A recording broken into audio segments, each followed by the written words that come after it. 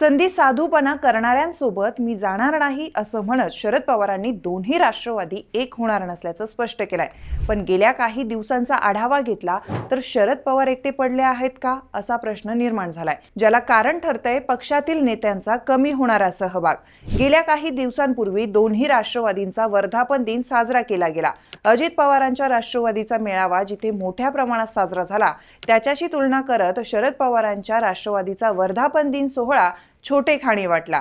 पण फक्त हेच कारण आहे का, तर अजिबात नाही। गेल्या काही दिवसांपासून शरद पवारांच्या राष्ट्रवादीतील नेत्यांचा पक्षातील सहभाग कमी झाल्याचं दिसतंय। एकीकडे जिथे जयंत पाटील यांनी प्रदेशाध्यक्ष पदावरून मुक्त करण्याची विनंती केली आहे, तिथेच नवीन प्रदेशाध्यक्ष कोण होणार यावरून पक्षात शीतयुद्ध सुरू असल्याच्या चर्चा आहेत। शिवाय शरद पवारांच्या पक्षातील काही गट अजित पवारांसोबत जाण्यासाठी इच्छुक आहे, पण शरद पवारांनी दोन्ही राष्ट्रवादी एकत्र होणार नसल्याचं स्पष्ट केल्याने हा गट नाराज आहे।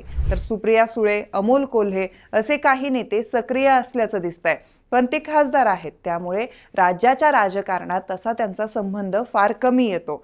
संख्याबळाचा विचार करायचा झाला तर खासदारांची एक चांगली संख्या जरी शरद पवारांकडे असली तर आमदारांची कमतरता आहे। शिवाय अधूनमधून जयंत पाटील, रोहित पवार किंवा पक्षाचे काही खासदार पक्ष सोडून जाणार असल्याच्या चर्चा रंगत असतात, त्यामुळे कार्यकर्ते सुद्धा काहीसे गोंधळलेल्या स्थितीत पाहायला मिळतात। या सगळ्यांमुळे पक्ष राज्यात बॅकफुटला जातो आणि शरद पवार एकटे पडत आहे का असा प्रश्न कुठेतरी निर्माण होतो। तर तुम्हाला काय वाटतं, खरंच शरद पवार एकटे पडत आहे का? हे कमेंट करून नक्की सांगा आणि ऑनलाईन नेताच्या सर्व पेजला फॉलो करायला विसरू नका।